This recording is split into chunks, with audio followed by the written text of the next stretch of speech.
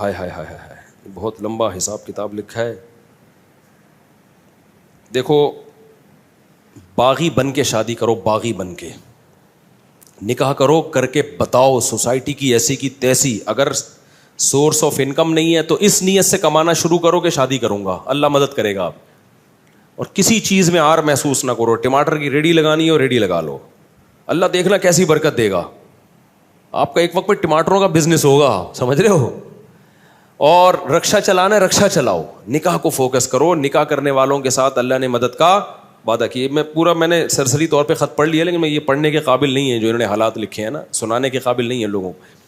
تو اس لیے آپ نکاح کو فوکس کرو، اللہ کی مدد انشاءاللہ آپ کے ساتھ ہوگی. ماں باپ سے پوچھ کے جو شادی کرتا ہے بہت بڑا بے وقوف ہے، اس کو بے وقوفی کا ایوارڈ ملنا چاہیے. میں آپ کے سامنے ماں باپ کے کتنے حقوق بیان کرتا ہوں کہ نہیں کرتا.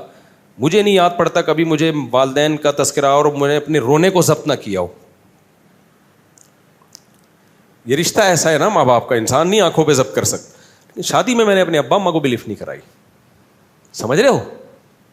جب ہم نے شادی کی ہماری اماں تھوڑی خوش تھی دوسری شادی پہ کہ بیٹا ماشاء اللہ ماشاء اللہ. کون خوش ہوتا ہے؟ رشتہ ہی نہیں مل رہا تھا. جہاں جاتے لڑکی والے کہتے اماں کو تو لے کر آؤ، ہم کہتے اماں ہی تو سب سے بڑی رکاوٹ ہے. تو ہم نے اپنی اماں کے ٹوٹی پھوٹی کوشش کی قدموں میں جنت تلاش کریں. ہم نے میں نہیں کہہ رہا ہم نے بہت کوئی خدمت کی ہے، تو ٹوٹی پھوٹی کوشش کی کہ ہم اماں ہم سے راضی ہی جائیں. الحمدللہ راضی ہی گئی ہیں دنیا سے. لیکن بھائی اللہ پہلے ہے. تو اللہ میاں نے کہا ہے کہ جو ہے نا یہ ماں باپ تمہیں آخرت میں عذاب سے نہیں بچا. نکاح ہم اللہ کا حکم سمجھ کے کرتے ہیں، امی کے کہنے پہ بولو نہیں کرتے، کلچر کے کہنے پہ تھوڑی کرتے ہیں. تو شادی ایسی کی تیسے میں نے کر لی. اماں بہت غصے ہوتی تھی، میں اماں کے پاؤں پکڑنے جاتا تھا، رشتہ ہی نہیں دے رہا تھا نا کوئی. مسئلہ یہ تھا کریں کیسے، خالی نظریے لے کے گھوم رہا تھا میں. ٹھیک ہے، لوگ سن کے کان پک گئے تھے، یار مفتی صاحب دوسری شادی ہر وقت تو کر لو نا. ابے میں نے کہا وہ رشتہ ہی نہیں دے رہا تو کہاں سے کریں؟ کیوں نہیں دے رہا بھائی؟ کہیں طلاق یافتہ بیوہ کہیں بات چلاؤ، بولتے اپنی اماں کو تو بھیجو. اماں جانے کے لیے ایگری نہیں ہے، اب بیوی کو تھوڑی لے کے جائیں گے دوسری شادی کے لیے، وہ تو ویسے ہی ایگری نہیں ہوتی. لے کے کس کو جائیں؟ کوئی جا ہی نہیں رہا. تو بہرحال پھر میرے بڑے بھائی کو ہم نے غیرت ویرت دلائی تھوڑی سی. بڑے بھائی کو نا، ان کو اس وقت تو تھوڑی سی غیرت آئی. جب شادی کے بعد مسائل آئے ہیں نا تو وہی انہوں نے بھی میرے اوپر نزلہ گرایا، یار اس نے مروایا، مجھے بھی اس نے مروا دیا. ان کو نہیں پتا تھا اتنا سخت ریئیکشن ہوگا کہ میں بھی پھنسوں گا اس میں. تو اور این میرے دو بھائی آخر میں ایگری ہو گئے تھے، چلو ٹھیک ہے کر لے یار. ایک بھائی نے بات کی جو میری اہلیہ ہے نا ان کے والدین سے، ہاں چلیں ٹھیک ہے اب کرے گا. تو یہ ان کو یہ ڈر تھا کہ یار اگر میں انوالو نہیں ہوں تو پتہ نہیں کہاں کر لے جا کے، یہ کوئی آڑا ترشا کوئی خاندان میں کوئی ایسی چیز نہ ہو. وہ راضی نہیں تھے وہ بھی، لیکن وہ اس لیے ہو گئے کہ یار یہ ڈھیٹ آدمی ہے، یہ کر کے چھوڑے گا. تو اب اگر ہم انوالو نہیں ہوئے تو پتہ نہیں کوئی اٹھا کے آڑے ترشا ہمارے خاندان میں بدنما کوئی دھبا نہ لگ جائے نا، کوئی منہ دکھانے کے قابل نہ رہے خاندان میں. تو ابھی کم از کم کسی اچھی جگہ پیغام بھیجا ہوا ہے اس نے خاندانی لوگوں میں. تو اس لیے وہ نہ چاہتے ہوئے آ گئے، لیکن عین وقت پہ وہ بھی مکر گئے عین وقت پہ. اور پھر کیا ہوا، جو چھوٹے بھائی کو میں نے کہا تو آ جا نکاح میں، کوئی تو ہو جس کو میں شادی میں بٹھاؤں. تو اس نے کہا میں آ رہا ہوں. عین وقت پہ وہ کمبخت بھی نہیں آیا. میرا بھائی ہے، میں تو کہہ سکتا ہوں نا چھوٹا ہے، کمبخت ہے نہیں، بڑا نیک آدمی ہے، لیکن میرا تو حق بنتا ہے نا. عین وقت پہ وہ بھی مکر گیا، نکاح نامہ لے کے گھوم رہا. لڑکی والے کہہ رہے ہیں کسی کو تو لے کر آؤ بھائی، ہم لوگ خاندانی لوگ ہیں، ایسے تھوڑی ہوتا ہے. الحمدللہ بڑے میرے سسرال بہت اچھے لوگ ہیں وہ، بھائی کسی کو تو لے کر آؤ بیٹا، ہم نے ایسے کبھی نہیں، ایسے وہ رخصتی ایسے نہیں ہوتی. تو میں کیا کس کو لے کر آؤں؟ 2-4 دوست میں نے ادھار پکڑے، کہیں سے ادھار پکڑے. ہر شخص ڈر رہا تھا کہ یار ہم بھی پٹیں گے بیٹا تیرے ساتھ. رشتے دار سارے کہ یار ہم پہ بھی بلی آئے گی. سب سے پہلے سوال ہوگا شادی میں گیا کون کون تھا، سب بھاگ گئے. تو 2-4 پھر رہ گئے تھے، ان کو اتنی بد دعائیں ملی ہیں نا بعد میں، اتنی. ان کے جب بھی اب تک کوئی مسئلہ ان کے ساتھ ہوتا ہے نا کہتے ہیں دیکھا جو کرو گے وہ بھرو گے. اب تک ان کو اتانے دیے جاتے. تو اس موقع پر پھر ہماری اماں راضی نہیں تھیں. ہم نے کہا کوئی بات نہیں یار، اماں کی ویلیو ہے ہمارے دل میں، لیکن اللہ پہلے ہے بھائی. ہم نے کر لی. 15 دن کے بعد اماں کو پتہ چلا. میں جب اپنے گھر آیا تو مجھے گھر کی مستورات کے رونے دھونے کی ایسے آوازیں آ رہی تھی جیسے گھر میں کسی کا جنازہ ہو گیا ہو. میری والدہ بھی رو رہی ہیں, سب بہنیں بھی رو رہی ہیں, ہائے یہ اب شادی ہوئی ہے یار. چلو بیوی روئے سمجھ میں آتا ہے, اس پہ سوکن آئی ہے نا, سارے ہی رو رہے ہیں. پڑوسنوں کو پتہ چلا, ہائے ہائے ہائے ہائے ہائے اس مولوی نے ہائے ہائے کیا کر دیا. پڑوسی برے بن گئے میرے لیے سب, جس کو ابھی تو ماحول بن گیا ہے, ابھی تو ماحول بن گیا ہے, جب میں نے کیا تھا ماحول نہیں بنا ہوا تھا. لوگ اچھمبے کی نظر, بھائی یہ کیا ہو گیا. پھر وہی میں مشہور قصہ ہے, میرے پر اتنا دباؤ آیا نا, اتنا دباؤ, میں گریبان کھول کے ایسے گھوم رہا تھا جیسے موسٹ وانٹیڈ. اور میرے سسر بڑے پاورفل تھے, کمزور نہیں تھے, ابھی ان کے زیادہ ڈیٹیل میں نہیں جاتا میں. اور جو ہے بہت کچھ تھا, بھی کیا بتاؤں یار, اچھا نہیں ہے نا, پھر وہ لوگ بھی بولیں گے بھائی تو کیا کر رہا ہے. تو یہاں تک ہوا کہ پھر میں استاذ محترم حضرت مفتی ابو لبابہ صاحب کے پاس گیا. اتنا ٹینشن میں تھا میں نے کہا, انہوں نے کہا کیوں آئے ہو, پہلے کبھی اس سلسلے میں حاضر ہوئے نہیں کسی غم میں. تو میں نے کہا دوسری شادی میں نے کی ہے, بہت ٹینشن ہے یار, بہت دباؤ ہے میرے اوپر, میں کیا کروں. انہوں نے لفٹ ہی نہیں کرائی مجھے. وہ گئے دوسرے کمرے میں, کسی شاگرد سے بولا, میرے کلاس فیلو سے, بولو اس کو جا کے بولو ہم بے وقوف ہیں, اس کی صحت دیکھو. میں بہت دبلا پتلا تھا, میں بہت باریک سا تھا, اب تو میں کافی ہیلدی ہو گیا ہوں, میں بہت ہی دبلا تھا, 60 کلو میرا وزن تھا, اور مالی حالات بھی کوئی بہت اچھے نہیں تھے. انہوں نے کہا ہم پہ پیسہ بھی زیادہ ہے, ہماری صحت بھی اچھی ہے, ہمیں سنتیں پوری کرنے کا خیال نہیں آ رہا. اس کو دیکھو.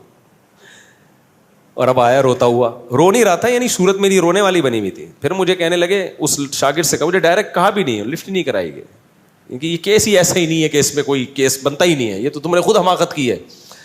پھر کہنے لگے اس شاگرد سے کہ اس کو جا کے بولو, کچھ لوگ جو ہے شہد کے چھتے میں ہاتھ ڈال کے ڈائریکٹ شہد کھا رہے ہوتے ہیں, اور بولتے ہیں مکھیاں کاٹ کی ہو رہی ہیں, اور یہ شہد کے چھتے میں منہ دے کے شہد پی رہا ہے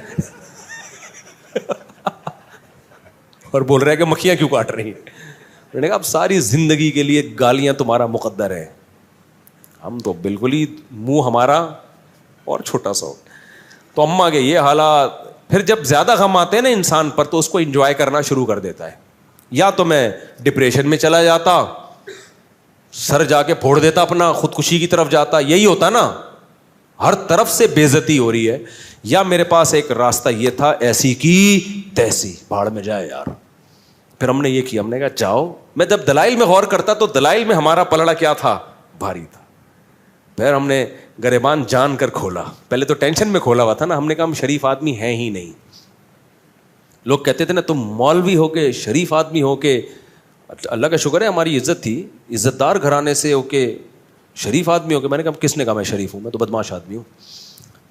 تو تم تو دھوکے باز ہو. ہم نے کہا ہم ہیں دھوکے باز. تو اتنے خطابات ملے نا, اس سے میرا حوصلہ ایسا بلند ہوا نا, میں نے کہا تیسری بھی کروں گا. کسی کے باپ میں روکنے کی طاقت ہے تو روک کے دکھائے, ایسی کی تیسی.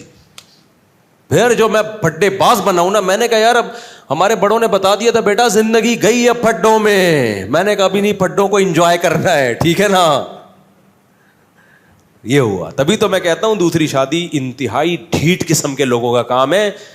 یہ بغیرتوں کا, یعنی بہت ڈھیٹ قسم کے لوگوں کا کام ہے, سمجھ رہے ہو. اس میں بہت کچھ سننا پڑتا ہے, پھر برداشت کرو. پھر میرے اوپر دباؤ آیا, طلاق دو, اس کو دو یا اس کو دو. بہت دباؤ آیا میرے اوپر, دوسری کو چھوڑ دو.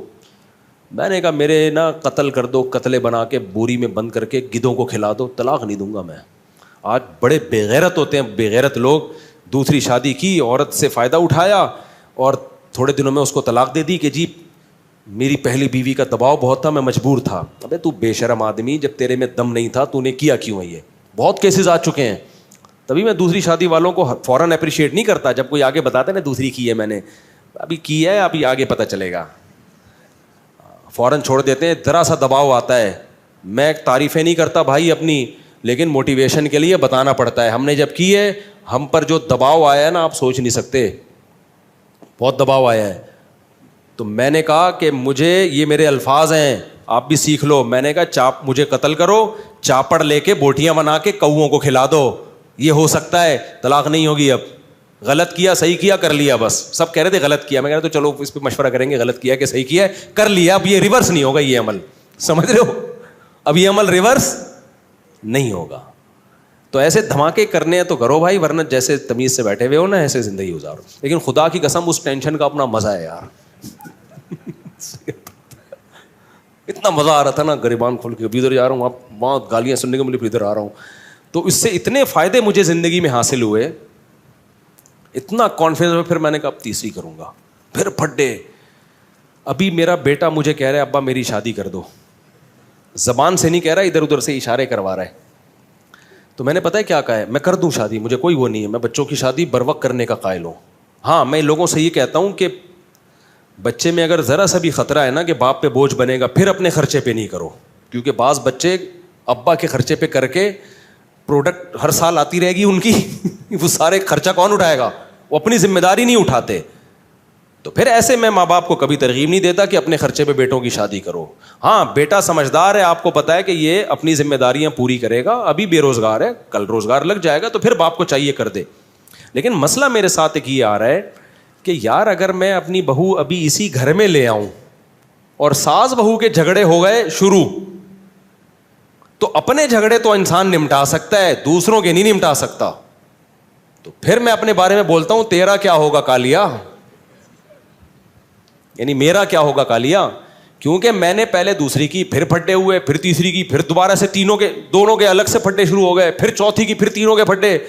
اب میں جا کے میری زندگی تھوڑا سکون میں آئی ہے, پھڈے مڈے ختم ہوئے, اب میں بہوؤں کے پھڈے شروع کر دوں, نہیں سمجھ میں آ رہی میرا خیال ہے. کیونکہ اب میں لے کر آیا تو میری بیگم کا پھڈا ہوا میری بہو کے ساتھ. مرد نہیں جھگڑے میں کرتا یار, مرد کا سسر کہے گا بہو سے کی خدمت کرنی ہے بیٹا کر لو, اللہ تمہیں جنت دے گا, نہیں کرنی تو بھاڑ میں جاؤ یار, ایسی کی تیسی. مرد اس چیزوں میں اگنور کر لیتا ہے. خواتین کے بڑے مسائل ہوتے ہیں, خواتین کے مسئلے ہوتے ہیں کہ جب آپ گھر پہ آؤ گے, آپ کی بیگم آپ سے بولو گی بہو نے آج مجھے یہ ٹکا سا جواب دیا ہے, کیا یہی تعلیم ہے شریعت میں؟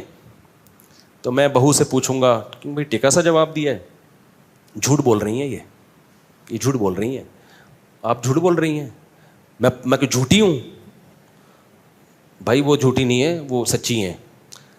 پھر آپ اس سے پوچھو گے کہ خدا کی قسم پاگل ہو جاؤ گے نا, الٹے لٹک کے مر جاؤ گے, یہ فیصلہ کرنا کہ ان میں صحیح کون ہے غلط کون ہے, برباد ہو جائے گی تمہاری زندگی. سارے جمعے اتوار کے بیانات ختم, مسائل کے سیشن ختم, میں ساس بہو کے جھگڑے ہی بیٹھ کے نمٹاتا رہوں گا. میرا نظریہ یہ بھائی بہو لاؤ, بچوں کی شادی ٹائم پہ کرو, بولو بھائی آئے گی نہیں اس گھر میں, سمجھ رہے ہو, ٹینشن مت پالو اپنے لیے, آئے گی دوسرے گھر میں. اپنے بیٹوں سے جا کے ادھر ہی جا کے مل لیا کرو, بہو سے بھی عزت دے دے گی, ٹھیک ہے بیزتی کا خطرہ ہوا تو بیزتی سے پہلے نکل آؤ. کیا خیال ہے؟ آج کل کی بہویں مارکیٹ میں کہاں سدھری بھی آ رہی ہیں یار. میں جانتا ہوں جوائنٹ فیملیوں میں عزت دار لوگ بڑے تمیز سے رہ رہے ہیں, ہمارے اپنے ریلیٹیو ہیں, ساری بہویں اکٹھی بڑی لائف کو انجوائے کر رہے ہیں وہ لوگ, لیکن ہر جگہ ایسے نہیں ہوتا. اب ہم جب لائیں گے ہمیں کیا پتہ ہے اگلا نکلے گا کیا, اچھے نکل آئے تو بہت اچھی بات ہے, نہیں تو بھائی ہماری تو زندگی برباد ہو جائے گی یار. تو میں جوائنٹ فیملی کا اس زمانے میں قائل نہیں ہوں. الگ الگ صاحب بچوں سے بھی میں نے بولا ہے, ابھی ایک بچہ نے زیادہ اشارے بھیجے نا, میں نے کہا بیٹا گھر ارینج کر لے, شادی میرے خرچے پہ ہوگی تیری, یہاں نہیں آئے گی. اب آپ کہہ سکتے ہو مجھ سے آپ گھر بھی بچے کے لیے آپ ارینج کر لیں, اور میرے ماشاء اللہ 8 بیٹے ہیں, تو اگر میں 13 گھر میں چلاؤں گا تو IMF سے مجھے قرضہ دلا دو بھائی. اور بیٹے میں ایک بھی نالائق نکل آیا نا جس کو عادت ہو گئی ابا کا مال کھانے کی, وہ تو میرے بچے پیدا کرنے والے بیانات روزانہ سنے گا بیٹھ کے, خوب اسپیڈ سے بچے نکالے گا اور میری گودوں میں لا کے ڈالتا رہے گا. سمجھ رہے ہو؟ پھر بھی مجھے قبول ہے یار, ہمارا ظرف بہت بڑا ہے الحمدللہ, لیکن بگڑ جائے گا. ایسا ہوتا ہے نا کہ ابا جب تک میں کما نہیں رہا تو فی الحال میرے بچے بھی آپ پالیں, میری بیگم کو بھی آپ پالیں, کوئی بات نہیں, بہو بھی بیٹیوں کی طرح ہوتی ہے, پال لیں گے یار, جہاں اللہ نے اتنا کھلایا ہے اور کھلا دے گا. لیکن مسئلہ بگڑنے کا خطرہ ہوتا ہے کہ جب فری پھوکٹ کی لڑکوں کو عادت پڑتی ہے نا, ایک دفعہ بگڑ گئے تو قیامت تک نہیں اٹھتے. تو لڑکوں پہ تو ذمہ داریاں ڈالو. ایک واقعہ سنا کے اس ٹاپک کو ختم کرتا ہوں. ہمارا ایک جاننے والا ٹھیکیدار ہے, بہت پیسہ ہے اس کے پاس. میں نے کہا یار تمہیں اللہ نے اتنا نوازا ہے, اتنا تم کما رہے ہو. کہتا ہے یہ سب میرے باپ کی مہربانی ہے. میں نے کہا شاید اس کے باپ نے بہت پیسہ دیا. کہہ رہے نہیں, میرے باپ نے میرے سامنے سے روٹی چھین لی تھی. کہہ رہا میں ہڈ حرام تھا ونس اپون اے ٹائم, باپ کے ٹکڑوں پہ پلتا تھا, گھر آ کے کھاتا رہتا تھا, اور جا کے لڑکوں میں بیٹھ کے سٹے. کہہ رہا میرا باپ سمجھاتا رہتا تھا بیٹا کچھ کر, بیٹا میں کرتا نہیں تھا. ایک دن باپ نے میرے سامنے سے کھانا ہٹا لیا, بولا آج کے بعد تو اپنے خرچے پہ کھائے گا. کہہ رہا اس وقت تو مجھے بڑی بے عزتی, لیکن باپ نے میری خیر خواہی میں کیا, سمجھ رہے ہو, مجھے اپنے پاؤں پہ کھڑا کرنے کے لیے. کہتے ہیں نا مجھے چلنا سکھانے کو سہارا چھین لیتا ہے. بچوں سے بعض دفعہ سہارا چھینا جاتا ہے تاکہ اپنے پاؤں پہ چلنا سیکھیں. بچہ سمجھتا ہے میرا باپ ظالم ہے, مجھ سے بیساکھی چھین رہا ہے. بھائی ڈاکٹر یا باپ بیساکھی آپ سے اس لیے نہیں چھین رہا کہ آپ کو وہ گرانا چاہتا ہے, وہ آپ کو اپنے پاؤں پہ کھڑا کرنا چاہتا ہے. بعض دفعہ اللہ کی طرف سے ایسے حالات آتے ہیں کسی نوجوان پہ کہ وہ اسٹیبل ہو جاتا ہے, وہ اپنے پاؤں پہ کھڑا ہو جاتا ہے. تو شاعر نے اسی کو کہا مجھے چلنا سکھانے کو سہارا چھین لیتا ہے. اللہ بعض دفعہ سہارا چھینتے تاکہ تم خود چلنا سیکھو. تو کہہ رہے ہیں میرے باپ نے میرے سامنے سے کھانے کی پلیٹ ہٹا لی اور کہا اب تو اپنے خرچے پہ کھائے گا. کہہ رہا اس وقت تو مجھے بڑی بے عزتی محسوس ہوئی, لیکن جب ہوش آیا تو میں سمجھ گیا. اس کے بعد میں نے کمانا شروع کیا, محنت کی, اور آج کروڑوں میں کھیل رہا ہے وہ آدمی. تو ڈر یہ بعض دفعہ ہوتا ہے کہ آپ اپنے بچوں کی اپنے خرچے پہ کرانا شروع کر دو, پتہ چلا وہ کیا بن گئے, اپاہج. تو کراؤ ضرور. لوگ مجھے کہتے ہیں مفتی صاحب کبھی آپ بیان کرتے ہو اپنے خرچے پہ بیٹوں کی شادی کرا دیا کرو, کبھی آپ کا بیان آ رہا ہے نہیں کرایا کرو. بھائی یہ بچوں کی نوعیت پر ہے. جس بچے کے بارے میں آپ کو یہ خطرہ ہو کہ یہ اپاہج ہے, کر کچھ نہیں رہا ہے, یہ نالائق آدمی ہے, اس کی کبھی بھی مت کراؤ. کیونکہ اگر اس کی تم نے شادی کرا دی وہ اسپیڈ سے بچے نکالے گا دبا کے, اور تمہاری گود میں لا کے ڈالتا رہے گا, خرچہ ایک بھی نہیں اٹھائے گا, اور پھر اور پوستی ہو جائے گا وہ. لیکن اگر بچہ سمجھدار ہے, آپ سمجھتے ہو کہ جو کام اس کے ذمہ لگایا جاتا ہے وہ کر رہا ہے, پڑھائی کو فوکس کیا ہوا ہے اور محنت کر رہا ہے, اس کی اپنے خرچے پہ کرایا کرو. اس سے تمہارے رزق میں بھی اللہ تعالیٰ برکت دے گا, تمہیں بھی اولاد ملے گی, پوتے نواسے ملیں گے, بچہ برائیوں سے بچے گا. لیکن کرانا اس گھر میں نہیں ہے. بیٹا بڑا ہو, چل بھائی دوسرے گھر میں بہو آئے گی, اپنے لیے ٹینشنیں مت پالو. بہت خطرناک لڑائیاں ہوتی ہیں عورتوں کی, اور ان لڑائیوں میں انسان کی ایسی کی تیسی ہو جاتی. اپنی لڑائیوں انسان کو پتہ چل جاتا ہے کہ میں نے کیا کرنا ہے اپنی لڑائی میں. اپنی لڑائی میں یہی کہ شکست مان کے قبول کر لینا ہے, وہ دب جائے گی. بھائی آپ کا بیوی سے پھڈا ہو گیا, دلائل کی دنیا میں گئے, بیگم کی سمجھ میں نہیں آیا, آخر میں آپ بولو میری غلطی آئندہ نہیں ہوگا, ختم ہو گیا پھڈا. کیا خیال ہے؟ بہو کو یہ سمجھانا نا کہ تم بول تمہاری غلطی ہے, یہ نہیں. اور اس سے بعض دفعہ ساس ظالم ہوتی ہے, وہ اور جری ہو جاتی ہے. تو اپنی غلطی میں تو یہی ہے کہ آپ سوری کر لو گے یا جھک جاؤ گے, بولو گے ٹھیک ہے جی, مٹی پاؤ گے. تو لیکن خواتین کے میں ایسا نہیں ہوتا. وہ کہتی ہیں جس کی غلطی ہے اس کو سزا ملنی چاہیے, اور کون غلطی مانتا ہے اس زمانے میں.